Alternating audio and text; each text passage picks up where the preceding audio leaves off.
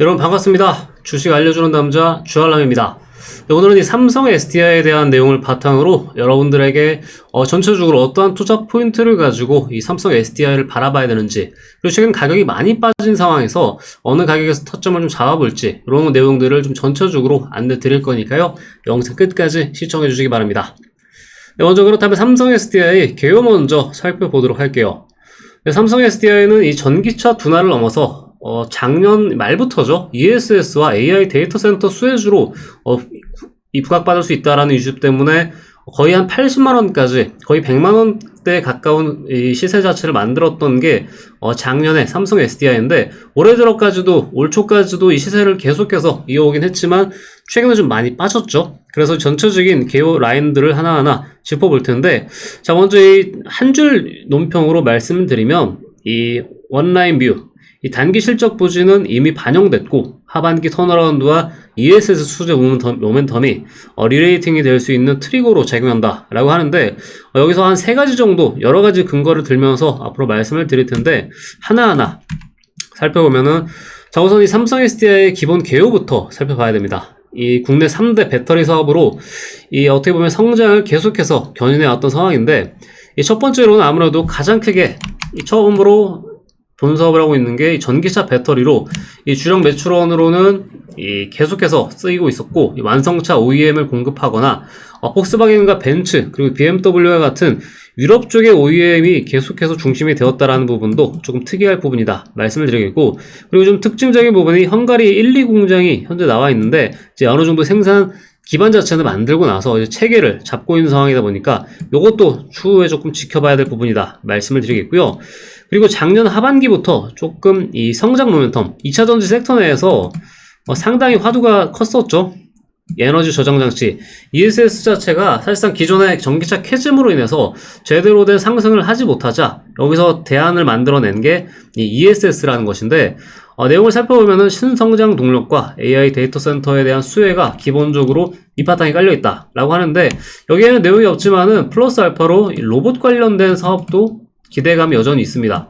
최근에 현대차, 우리나라 중심에서 아틀라스를 기반으로 로봇을 이제 휴머노이드로 만들어 나가고 있는 과정에서 그 로봇 안에 들어가는 이 배터리 자체가 원통형으로 되어 있으면서 ESS 장치다라고 보시면 되겠습니다.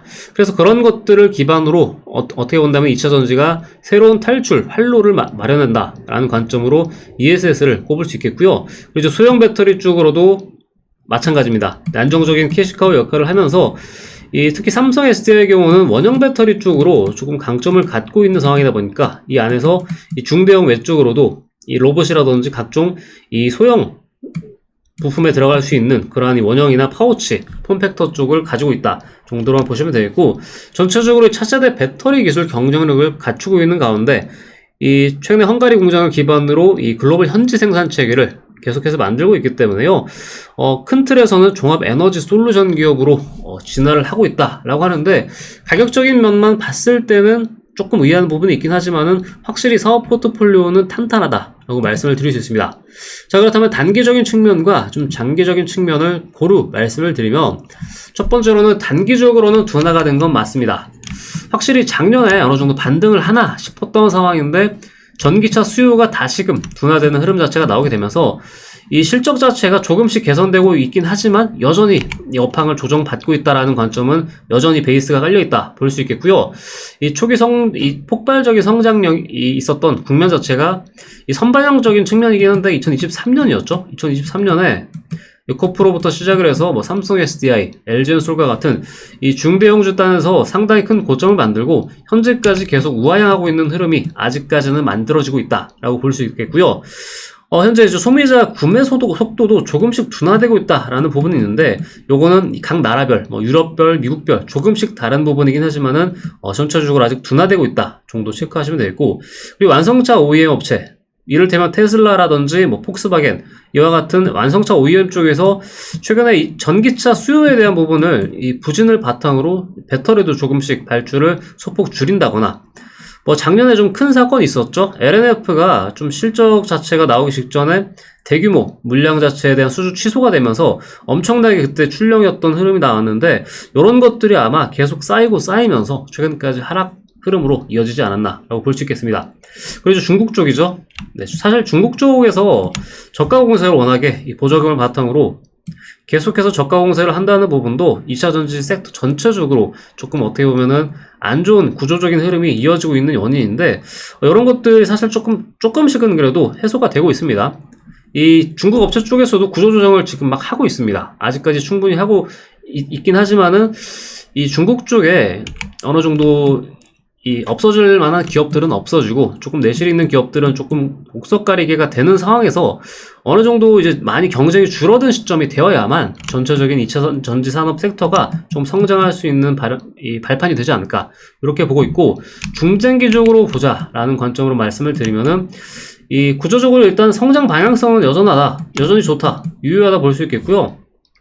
이 대중에서는 이 AI 데이터 센터 확대가 사실 가장 큰 이 동아줄이라고 할 수 있겠죠. 사실상 거의 망해가던 2차전지 섹터 자체가 우리나라에서 사실 중국의 등살을 못 이겨서 사실 굉장히 침체가 됐었다가 최근에 AI 데이터 센터를 기반으로 한 ESS 수요가 실제로 증가하기도 하고요. 계속해서 증가할 예정에 있다 보니까 이런 부분에 있어서 여전히 조금 성장 방향성은 유효하다 말씀을 드리겠고, 그리고 이 꿈의 배터리라고 불리는 전고체 배터리도 사실 이 상용화 자체에 대한 내용은 몇 년 전부터 계속 있어 왔지만은, 그래서 대체 언제 될 것이냐라고 하면은 기본적으로 2029년 정도로 전후로 해서 잡고 있습니다. 그러니까 시기상으로는 아직까지 좀 많이 멀었죠. 상용화 자체는 쉬운 이 기술력은 아니다 보니까 이 확실하게 전고체 특허에 대한 부분들, 이 스탠다드가 잡히고 나서 그 이후부터 배터리에 대한 이 전형적인 양산화, 상용화가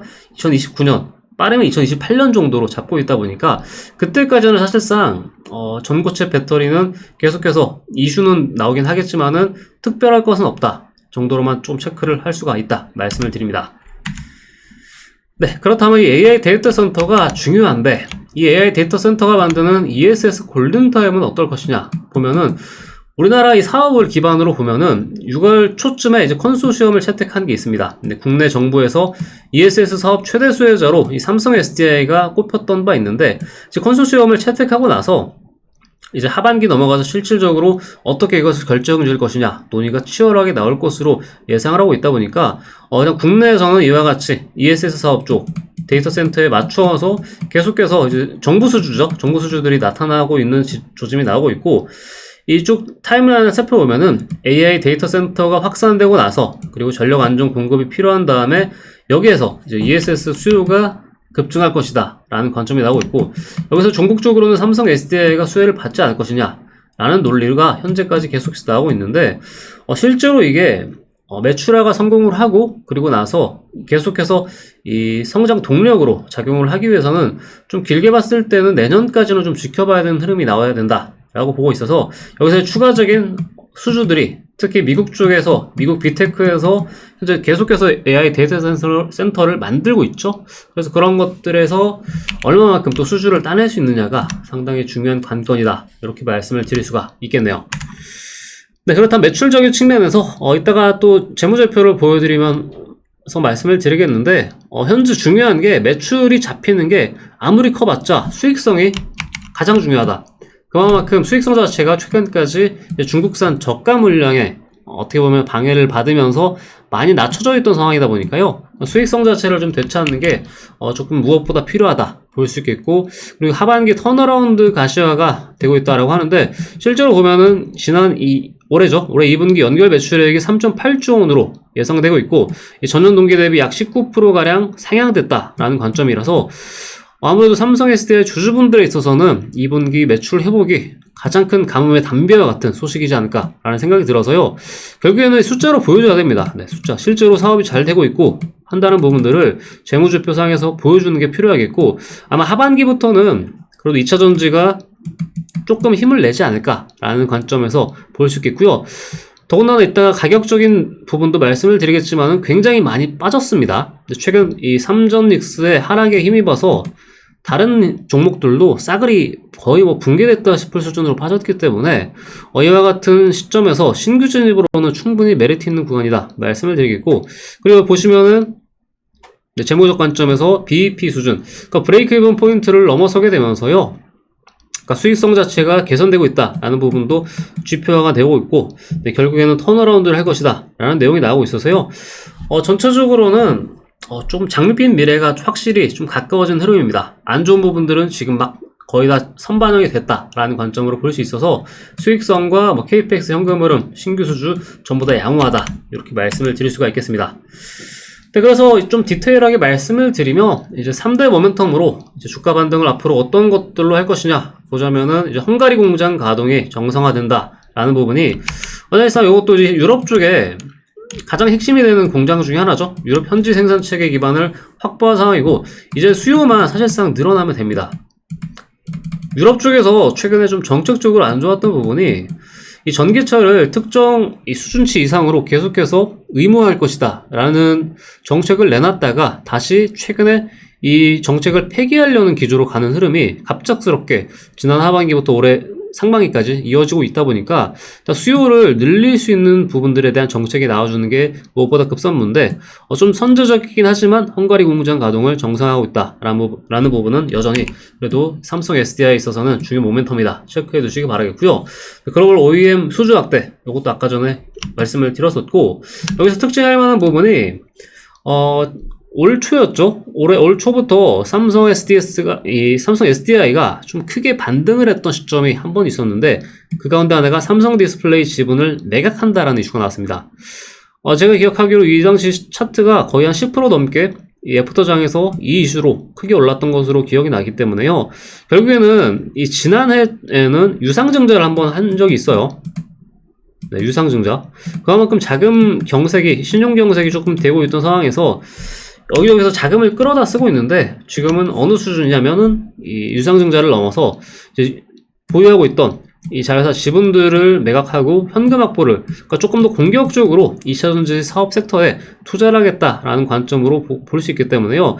중기적으로 봤을 때 충분히 의미 있는 모멘텀이다 라고 보고 있고, 그리고 전고체 배터리 기술 리더십, 이런 것들도 조금 시장 자체가 좋아지게 된다면은요, 이 각종 산학 연계를 중심으로 해서 전고체에 대한 기술 관련된 이슈로 계속해서 뉴스를 띄우면서 2차전지가 또 성장을 해왔었기 때문에, 전고체도 이슈 자체가 좀 좋은 게 나오면은 충분히 의미 있는 모멘텀으로 쓰이지 않을까, 이렇게 조금 살펴볼 수가 있겠습니다. 네, 마지막으로 이 투자 포인트와 리스크 요약을 간단하게 짚어드리자면은, 네, 투자 포인트로는 역시나 ESS와 AI 데이터 센터 이 구조적인 수혜를 보고 있다 말씀을 드리겠고, 이 재무적인 부분도 여전히 의미 있겠고, 차트적인 관점으로 요거는 또 설명을 갈무리하면 좋을 것 같고요. 리스크 요인 하나 꼽자면은 좀 길게 나열되어 있는데, 좀 크게 볼 수 있는 부분은 이제 중국 업체 쪽, 그러니까 중국 쪽에서 지금 회사들을 계속해서 정리를 해 나가고 있기 때문에, 중국 업체 쪽이 어느 정도 이 출혈 경쟁을 유발하는 그러한 기업들이 조금 사라지면은 이런 것들도 조금 정상화될 흐름이 나온다 말씀을 드리겠고, 그리고 전기차 캐즘에 대한 이슈는 몇 년째 계속해서 이어지고 있죠. 근데 어느 정도 해소되는 국면 자체가 다가오고 있기 때문에 이런 것들도 어느 정도는 이 시장이 이미 다 면역이 되어 있는, 반영이 되어 있는 리스크들이기 때문에 이제 우리는 가격적인 부분만 좀 집중해서 보면 된다, 이렇게 말씀을 드릴 수가 있겠고요. 자, 그렇다면 이제 차트적인 관점에서 기술적 분석으로 말씀을 드리면, 그렇죠. 올해 4월 달에 F타장이긴 하지만은 82만원대라는 거의 신고가 영역 라인이었죠. 그렇죠. 2021년도 당시에 있었던 고점 라인을 결국에는 터치를 하고 나서 전형적인 이 쌍봉 흐름 자체를 맞았기 때문에 이 자연스럽게 조정해 나가고 있는 국면이다 라는 게 첫 번째 포인트다 말씀을 드리겠고, 그래서 아마 80만원을 찍었던 시점에서는 이 차익 실현에 대한 이 부담이 있다 보니까 100만원을 목전에 두고 있긴 하지만은 충분히 물량을 줄여주는 플레이가 상당히 유효했다라고 보고 있고, 저 또한 마찬가지로 그렇게 판단을 해서 진행을 했던 바 있습니다. 그런 상황이다 보니까 전형적으로 기업은 좋은데 앞서서 선반영됐던 측면 자체가 올해 상반기에 워낙 거셌다. 그래서 주가는 현재 많이 빠져있긴 하지만은 선반영이 조금 있었다 정도로 보시면 되겠고, 중요한 부분들은 이제 실제로 실적이라든지 모멘텀적인 부분들이 다시금 반영이 되는 시점 자체에 다시가 우리가 이 마켓 타이밍을 잡게 되면은 충분히 다시 의미 있는 매매를 할 수 있다라고 보고 있고요. 그래서 일단 주봉 관점에서는 이 쌍고점을 한번 맞았다라는 거 살펴보시기 바라겠고, 1번 관점에서 이렇게 보더라도 마찬가지죠. 현재 2021년부터 2023년 이 당시 자체가 2차전지 슈퍼사이클이 엄청났던 시점입니다. 그만큼 단계 이때도 이 삼성 SDI가 20만원에서 단숨에 80만원까지, 그러니까 저점 대비 4배가량 상승을 했던 구간입니다. 그만큼 전기차가 좋고 앞으로 많아질 거는 알겠는데, 그에 따른 선반영이 앞서서 있었다는 거를 이렇게 한번 보여줬었기 때문에 이때도 마찬가지입니다. 올해 본다면은 이 선반영을 어느 정도 끝내고 나서 국면적으로 본다면은 이 고점을 한번 찍고 이제 조정을 받고 있는 흐름 자체가 거의 동일한 패턴으로 이와 같이 나타나고 있다라는 것을 좀 확인할 수가 있다 보니까요. 근데 여기서 보시면 아시겠지만은 다시 한번 반등 자체를 몇 개월에 걸쳐서 크게 반등했다는 것을 확인해 본다면은 이번에도 충분히 시장 자체가 조금 정상화되는 흐름이 나온다면은 다시 한번 50만원 혹은 이제 70만원 구간까지 좀 점차 올라가는 흐름 자체를 좀 기대하는 게 좀 확률적으로 높다라는 관점으로 보고 있어서요. 현재 영상을 시청하고 계시는 분들이라면은 충분히 저가 매수할 수 있는 기회는 마련되어 있다라는 관점으로 보고 있고, 이제부터는 이제 목표가가 얼마까지 갈 수 있느냐가 상당히 좀 중요한 영역이다라고 말씀을 드릴 수가 있겠습니다. 그래서 큰 틀에서 또 이제 차트상으로 보면은 이와 같은 박스 흐름을 또 얘기를 해볼 수 있습니다. 그래서 전체적으로 중요 저점 라인 자체가 약 40만원 중반에서 걸려있다라는 것을 확인할 수 있겠고, 이때도 40만원 중반 딱 찍고 나서 거의 40% 50% 넘게 반등을 했습니다.